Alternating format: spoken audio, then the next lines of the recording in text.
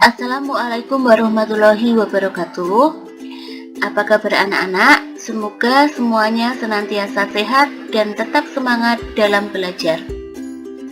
Pada pertemuan kali ini, kita akan membahas mengenai larutan elektrolit dan non-elektrolit yang merupakan bab pertama semester 2 kelas 10. Adapun cakupan materi di bab ini adalah yang pertama, kita akan belajar mengenai sifat keelektrolitan larutan. Kemudian kita juga akan belajar mengenai pembagian larutan berdasarkan daya hantar listriknya, uji daya hantar listrik, dan kegunaan larutan elektrolit dalam kehidupan sehari-hari. Sekarang, mari kita bahas materi yang pertama, yakni mengenai keelektrolitan larutan. Apa sih larutan elektrolit? Larutan elektrolit merupakan larutan yang dapat menghantarkan listrik. Nah, kenapa larutan elektrolit bisa menghantarkan listrik? Karena dia memiliki agen penghantar listrik. Agen penghantar listriknya berupa apa? Berupa ion. Jika dia merupakan senyawa ion, dan molekul bermuatan jika dia merupakan senyawa kovalen polar. Yang perlu kalian ingat bahwa semakin banyak agen penghantar listrik, maka daya hantar listrik suatu larutan akan semakin besar. Jadi, jika suatu larutan mengandung semakin banyak ion atau molekul bermuatan, maka dia akan semakin mudah untuk menghantarkan listrik. Sekarang, mari kita pelajari jenis larutan berdasarkan daya hantar listriknya. Berdasarkan daya hantar listriknya, larutan dibedakan menjadi larutan elektrolit dan non-elektrolit.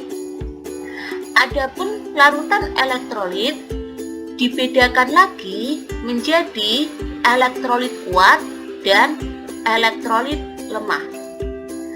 Nah, apa perbedaan antara larutan elektrolit kuat, elektrolit lemah, dan non-elektrolit?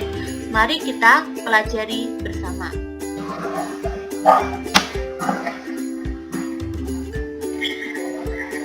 Perbedaan yang pertama antara larutan elektrolit kuat, elektrolit lemah, dan non-elektrolit dapat dilihat dari sifat daya hantar listriknya. Elektrolit kuat bersifat konduktor listrik yang baik. Artinya, dia dapat menghantarkan listrik dengan baik. Sedangkan elektrolit lemah merupakan konduktor listrik yang lemah. Sedangkan untuk non-elektrolit merupakan isolator listrik atau dia tidak dapat menghantarkan listrik. Kemudian untuk ionisasinya, elektrolit kuat terionisasi sempurna. Elektrolit lemah hanya terionisasi sebagian, dan untuk non-elektrolit tidak terionisasi. Selanjutnya, untuk nilai derajat disosiasi atau alfa, elektrolit kuat memiliki nilai derajat disosiasi atau alfa sama dengan 1. Elektrolit lemah memiliki nilai derajat disosiasi atau alfa antara 0 sampai dengan 1, dan untuk non-elektrolit harga alfanya sama dengan 0. Sekarang kita akan belajar mengenai alat uji daya hantar listrik. Alat ini dipakai untuk mengidentifikasi apakah suatu larutan bersifat elektrolit kuat, elektrolit lemah, atau non-elektrolit. Bagannya seperti ini. Jadi suatu alat uji daya hantar listrik terdiri dari batu baterai sebagai sumber arus, kabel sebagai tempat mengalirnya arus listrik, lampu, dan elektroda. Untuk melakukan uji daya hantar listrik suatu larutan, larutannya dapat kita masukkan ke dalam suatu gelas beker, kemudian elektroda dari alat uji daya hantar listrik kita masukkan ke dalam larutan tersebut. Dan dapat kita lihat perubahan seperti apa yang terjadi pada lampu dan pada batang elektroda. Apabila larutan yang kita uji bersifat elektrolit kuat, maka lampu pada alat uji elektrolit akan menyala terang dan di sekitar elektroda akan muncul banyak gelembung gas. Apabila larutan yang kita uji bersifat elektrolit lemah, maka lampunya hanya akan menyala redup atau bahkan padam, dan di sekitar elektroda hanya akan muncul sedikit gelembung gas. Sedangkan jika larutan yang kita uji bersifat non-elektrolit, maka lampunya akan padam dan di sekitar elektroda tidak akan muncul gelembung gas. Nah, berikut merupakan contoh-contoh pengujian dari suatu larutan elektrolit kuat, elektrolit lemah, dan non-elektrolit. Jika larutan yang kita uji berupa larutan elektrolit kuat, maka lampu akan menyala terang dan di sekitar elektroda akan muncul banyak gelembung gas.